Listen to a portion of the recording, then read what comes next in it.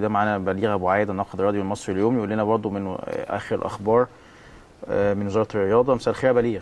مساء الخير يا كابتن حازم، مساء الخير يا كابتن هادي. مساء الخير يا استاذ بليغ. كابتن استاذ بليغ، يمكن كان في تصريحات كثيره من وزاره الرياضه على اقامه المباراه وتاكيدات مهمه من كل المسؤولين ان في الدوري هيتلعب او بدايه الدوري. يعني انت متابع للاجواء بشكل كبير، تقول لي انت شايف القرار ده راجع لايه؟ الجهات الامنيه، لاتحاد الكره مش مهيئ حاليا؟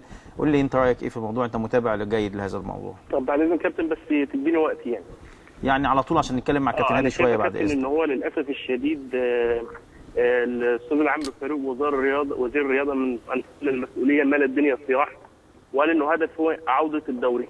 كان اهم هدف ليه حديث هو عوده الدوري، وكل تصريحاته كانت تصب في هذا المجال، ان هو الدوري راجع في موعده يوم 17 لحد النهارده الصبح. طلع بيان من الوزاره بياكد ان هو رئيس الوزراء بياكد على عوده الدوري النهارده في ميعاده. انا شايف انه ده كابتن النهارده العمرو فاروق اهدر هيبه الدوله بالتاكيد على ان هو عوده الدوري، ومفيش اي تنسيق بين الاجهزه. اتحاد الكوره النهارده ما وصلتوش موافقه امنيه، رغم ان الاستاذ عمرو فاروق مؤكد ان هو حصل على موافقات امنيه سابقه قبل كده. ازاي الاستاذ عمرو فاروق بينتظر للنهارده منذ ان تولى المسؤوليه؟ فين التنسيق مع الامن؟ النهارده كابتن منتظرين على اخر لحظه عشان يتم التنسيق مع الامن. انا بحمل كل المسؤوليه للاستاذ عمرو فاروق وزير الرياضه، وطالبه بالاستقاله، لان هو فشل في تحقيق ما وعد به وعوده الدوري.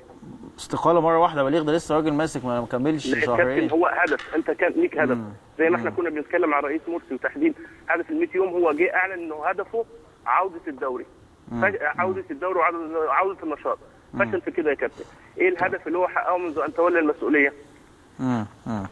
هو فعلا اول حاجه قالها اول ما يثبت ان الدوري راجع والكوره انا عارف ان في اجراءات امن، لكن يا كابتن كان في حاجات ثانيه.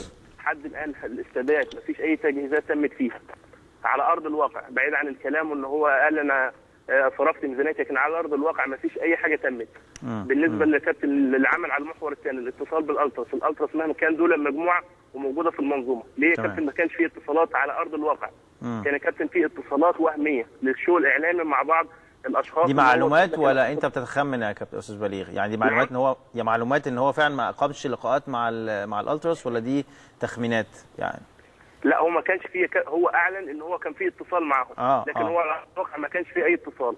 يعني انت معلومات بتؤكد ان انت ما كانش فيه فعلا اتصال؟ انت معلوماتك بتقول الكلام ده؟ لا، ما كانش فيه اتصال. هو كابتن في الاخر هو حاضر اجتماع مع اسر الشهداء ومنحهم 50 تاشيره، بس خلاص ده كان في الوقت الضايع، والخطوه دي حتى الالتراس رفضها.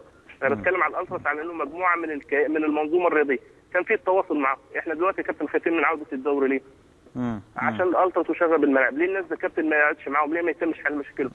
ليس هو عمرو فاروق هو اللي كان اكثر واحد على اتصال بيهم قبل ما يتولى المسؤوليه؟ كان عضو في مجلس اداره الاهلي.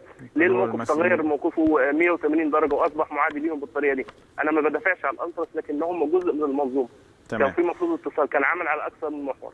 انا بشكرك يا بليغ، شكرا جزيلا. الناقد الرياضي بليغ ابو عايد، وجهه نظر في هذا المنطلق اللي كنت فعلا بتكلم فيها، ان فعلا تصريحات كثيره